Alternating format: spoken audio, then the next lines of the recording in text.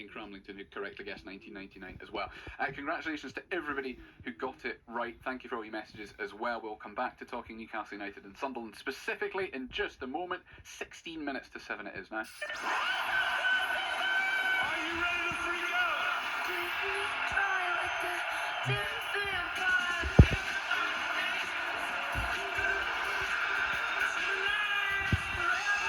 Catch Olivia Rodrigo, Nara Rogers and Chic, Rod Stewart, and more live from Glastonbury.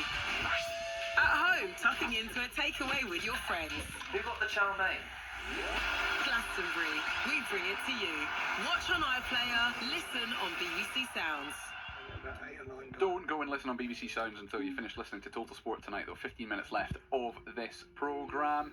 We've got Mike and Dave, our Sunderland and Newcastle United fans forum members, respectively, in the studio. We've also got time to take a couple of your calls as well, which is why we're going to welcome Richard, who's a Newcastle United supporter, on the line. Good evening, Richard. Oh, hello, yes. I think it's an important question you've got to sort out here. Go on then. Bearing in mind it's 6:45, Richard. We'll try our best.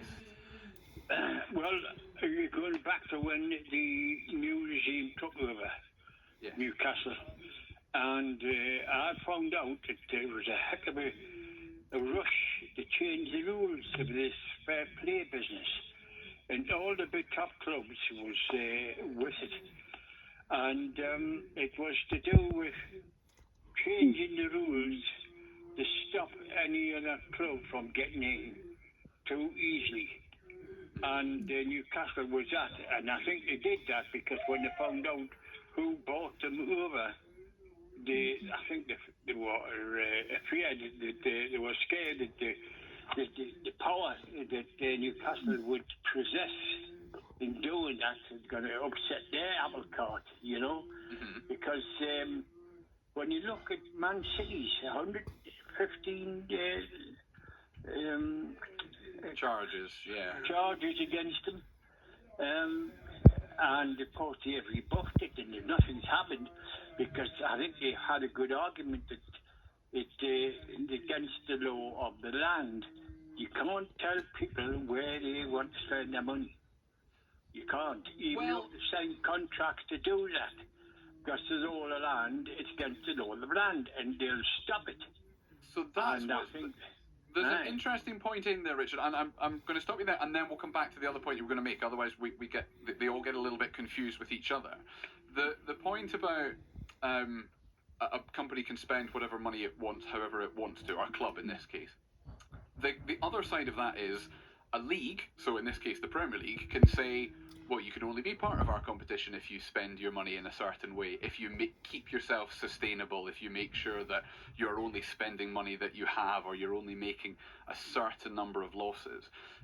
The principle of sustainability rules, Dave, is a solid one. It's to try and stop clubs going under. But Richard's point that it protects a few is also one that a lot of fans buy into. I don't really go in for conspiracy theories, but I'm absolutely on the same level as Richard here. I totally agree with you, Richard. How on earth can Chelsea flaunt the rules as how they've done? Yeah. Dodgy. And Man City's charges, 115. Well, look at how the league treated Everton, Sheffield United, Nottingham Forest. They were very quick to deduct them points, and yet Man City hover around with 115 charges. It really does sting. It does. That's almost the point, though, and I am playing devil's advocate here, because Manchester City are a club that are not popular on the basis of how much money they've spent.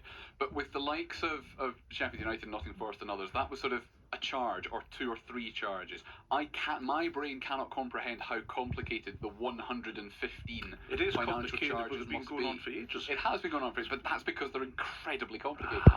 I think when money talks, things get done quickly. They've got the lawyers on it. Yeah, of course they do. Once you get the lawyers on it, and that's it. I mean, Leicester are looking at losing 15 points this season. Yeah. But this thing about fair play, financial fair play, it's not fair because Richard's right. It is geared towards the clubs who already have built up a substantial income, whereas clubs like Villa, Newcastle, Everton have just started with their stadium.